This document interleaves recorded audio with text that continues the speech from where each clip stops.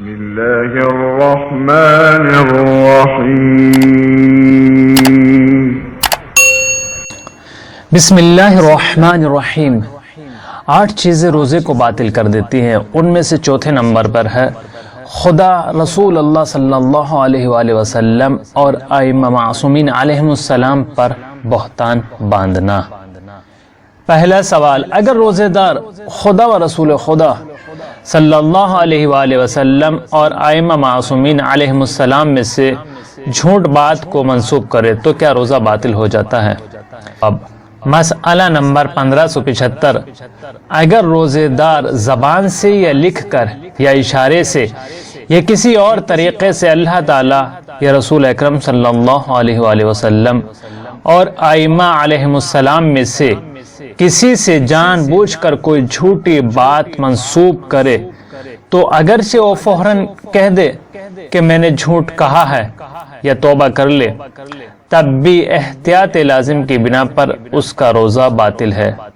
اور احتیاط مستحب کی بنا پر حضرت فاطمہ زہرا سلام اللہ علیہا اور تمام انبیاء و مرسلین اور ان کے جانشینوں سے بھی کوئی جھوٹی بات منسوب کرنے کا یہی حکم ہے۔ دوسرا سوال، کیا روزے کی حالت میں کسی حدیث کو نقل کر سکتے ہیں؟ جواب، مسئلہ نمبر 1576، اگر روزے دار کوئی ایسی روایت نقل کرنا چاہے جس کے قطعی ہونے کی دلیل نہ ہو، یعنی جس کا یقین نہ ہو، اور اس کے بارے میں اسے یہ علم نہ ہو کہ سچ ہے یا جھوٹ، تو احتیاط واجب کی بنا پر ضروری ہے کہ جس شخص سے وہ روایت ہو یا جس کتاب میں لکھی دیکھی ہو اس کا حوالہ دے اور اسے براہ راست پیغمبر اور ائمہ کی جانب نسبت نہ دے۔ تیسرا سوال، اگر کوئی شخص روایت کے صحیح یا غلط ہونے کے بارے میں بتائے تو کیا اس کا روزہ باطل ہو جاتا ہے؟ جواب، مسئلہ نمبر 1581، اگر کوئی شخص اللہ تعالیٰ یا رسول کریم صلی اللہ علیہ وآلہ وسلم کا قول صحیح نقل کرے اور بعد میں کہے کہ میں نے جھوٹ کہا ہے، یا رات کو کوئی جھوٹی بات ان سے منسوب کرے اور دوسرے دن جب کہ روزہ رکھا ہوا ہو کہے کہ جو کچھ میں نے کل رات کہا تھا وہ صحیح ہے احتیاط کی بنا پر، تو اس کا روزہ باطل ہو جاتا ہے، لیکن اگر وہ روایت کے صحیح یا غلط ہونے کے بارے میں بتائے تو اس کا روزہ باطل نہیں ہوتا ہے۔ اگر آپ حضرات ان سوالوں کو نہیں سمجھ پائے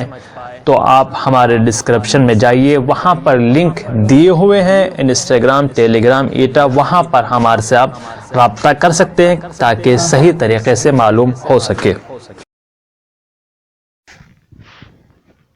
اور آخر میں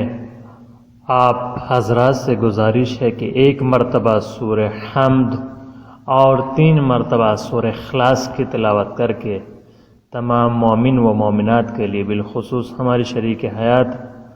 فاضلہ حافظ قرآن مبلغہ مؤلفہ مقبورہ مرحومہ عالم بطول فاطمہ بنت مولانا اقبال حیدر حیدری کی روح کو ایصال فرمائے، اور خداوند عالم ان کو جوار معصومین علیہم السلام میں جگہ عنایت فرمائے اور اجر عظیم عطا فرمائے۔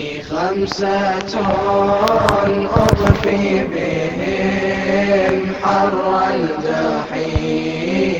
الحاطمة المصطفى والمرتضى وابنيهما